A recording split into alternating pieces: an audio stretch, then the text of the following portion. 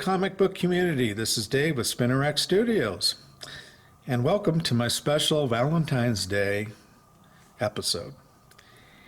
And we're going to look at primarily some Valentine's Day cards that Marvel put out. But first we'll start off with a couple comic books that have a related subject about love and marriage. And the first you see, of course, in front of you is a giant-size annual of Amazing Spider-Man, number 21, published back in 1987. And it featured the wedding of Mary Jane Watson and Peter Parker. And in this story, there's not a lot that happens other than the wedding. Peter Parker kind of has the usual second thoughts about getting married, but in the end, of course, they do get married. And for those of you who are aficionados of Spider-Man and know his history, years later, Aunt May, Peter Parker's aunt who raised him, of course, is dying, and so Mary Jane and Peter make a deal with Mephisto, the devil character, and the deal is that he will unwind their marriage and save Aunt May's life. So they unwind the marriage. But this comic book cover was done by the great John Romita Sr., longtime Spider-Man artist. And actually it has I don't know if you'd call it a variant cover, but a second cover. This first one, Peter Parker and Mary Jane with their families and friends in the background in typical wedding attire.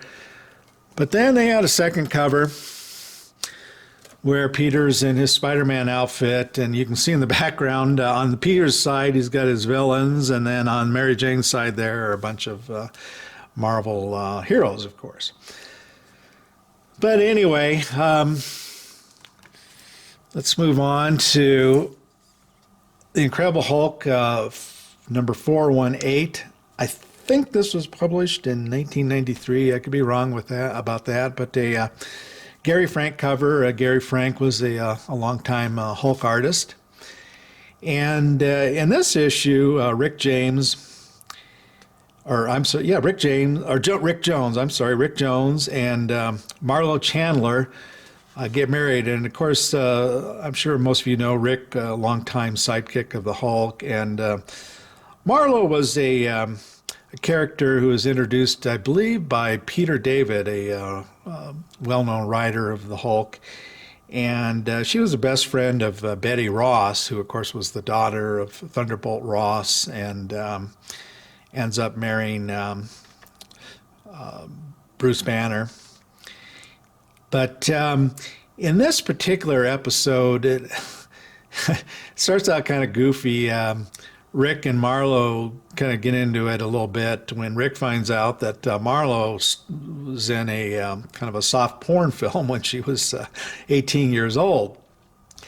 And so they get in a fight and she goes to bed mad. But in a dream, she meets somebody on a beach, and person's in a trench coat and hat. You can't really tell who it is, but it turns out it's Mephisto again, and he offers a deal that her wedding and marriage will go well for her soul, and she accepts in her dream thing, not knowing who it is. And so then you come to the wedding day, and practically the entire Marvel universe seems to be there, including villains. And at one point, Mephisto shows up to claim her soul, and the Hulk and the Silver Surfer get into it with him and kind of push him back, and then they end up getting married. So, and to this day, I don't know. Marlo is, you don't see her much. I think she's kind of presence in the Marvel universe is somewhat unknown, but she goes through some bad times like most characters do. And but anyway, let's move on to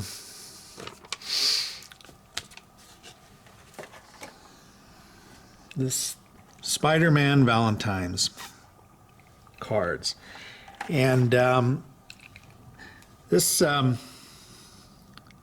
has a copyright date there of 1997, so I'm guessing that that's the year that this came out.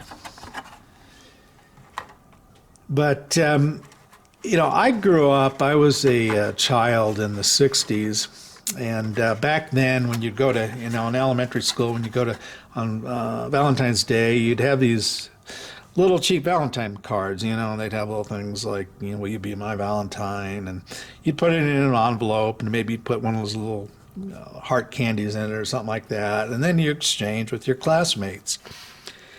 And I don't know, to be honest, whether they still do that today. I suspect I wouldn't be surprised if they don't, because it's probably not politically correct. But in any event, Marvel did these cool little Valentine's Day cards, and let me show them to you here. These are all still attached, and so I don't want to unattach them, but let's see if we can get the camera to focus. And I will show you each card, and you can see the saying on it. I cling to you, Valentine. And this one's going to be probably sideways, but Spider-Man, of course, his longtime villain there, the Kingpin. Mysterio, you can't hide from me, Valentine.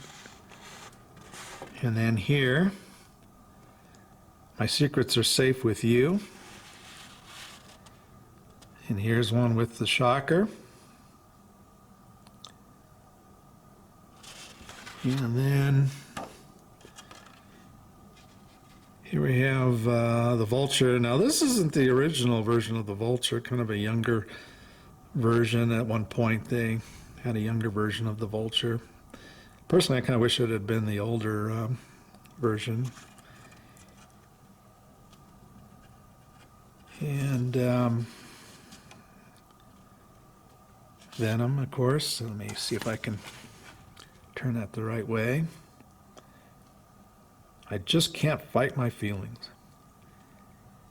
And then finally, the Scorpion. And like these sets usually come with here are two of the envelopes. So you, of course, would write your little message down on the back of the card. The back of the cards are blank, as you can see. And hold it up and put it in its envelope.